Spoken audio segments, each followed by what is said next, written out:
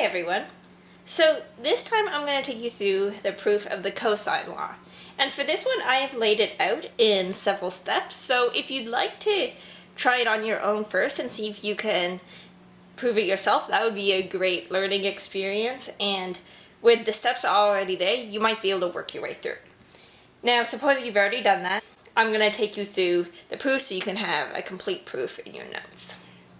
So it says, we're going to start by drawing an acute triangle ABC.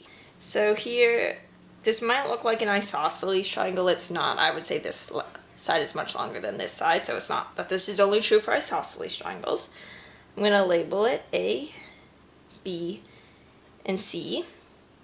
And it says to label the intersection of H with BC, D. So this is my height here from A to the line BC. Then I'm going to label this point D.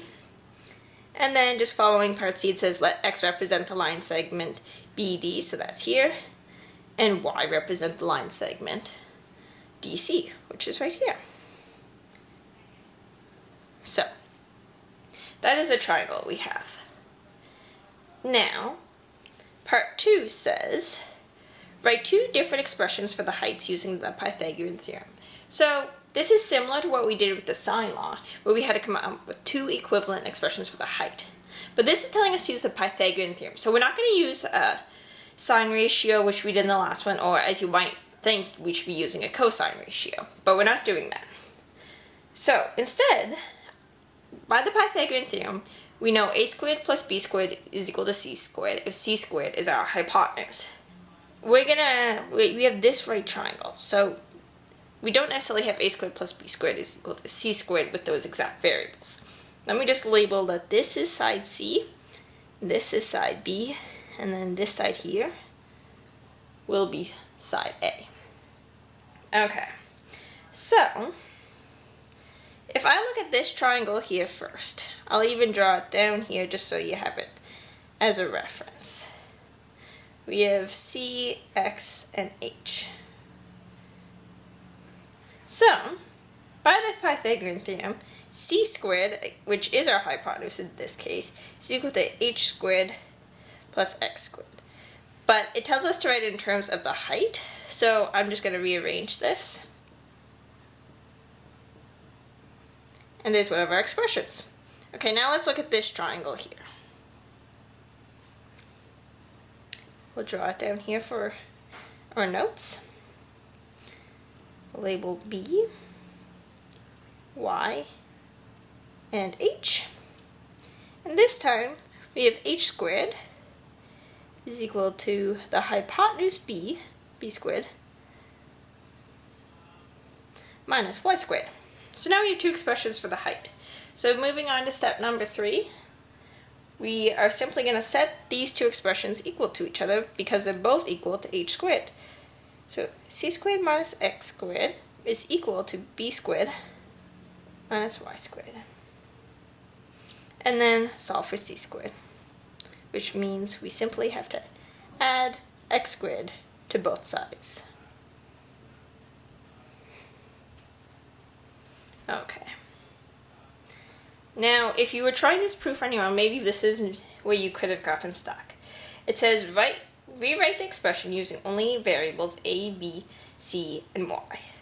So, what I'd like you to notice on this triangle here, basically, we're taking out the variable x. So here, x is equal to a, this entire length, minus this length here, y.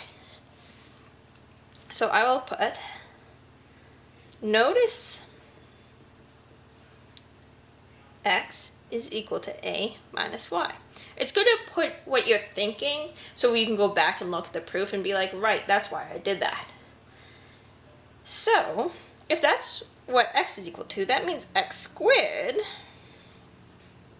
is equal to a minus y squared.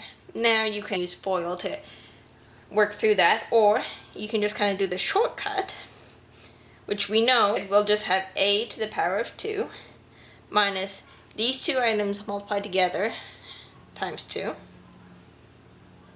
and then plus our second term there, y squared. So with that expression for x squared, we're going to fill that in. So we have c squared is equal to b squared minus y squared plus, then put this all in brackets so you don't get your plus and minus mixed up. You want to make sure you keep your signs straight.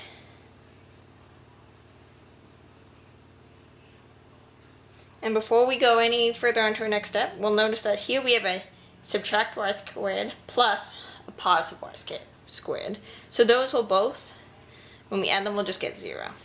So we'll just simplify this slightly further.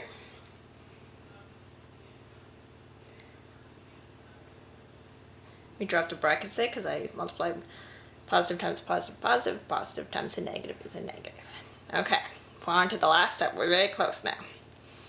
So, we want to replace y by creating an equivalent expression for y using a trig ratio. Maybe we should use the trig ratio of cos. Just as when we did the sine law, we decided to use the trig ratio of sine. So,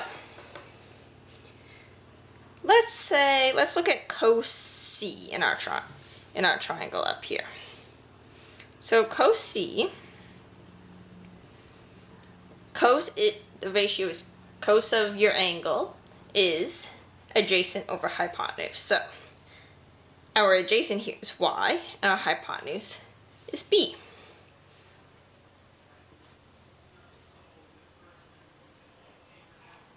Rearrange it so you have y, you have b times cos of c. Okay, so we are almost there. We're going to take this expression for y, and we're just going to fill it in to our expression here for c squared. So we have,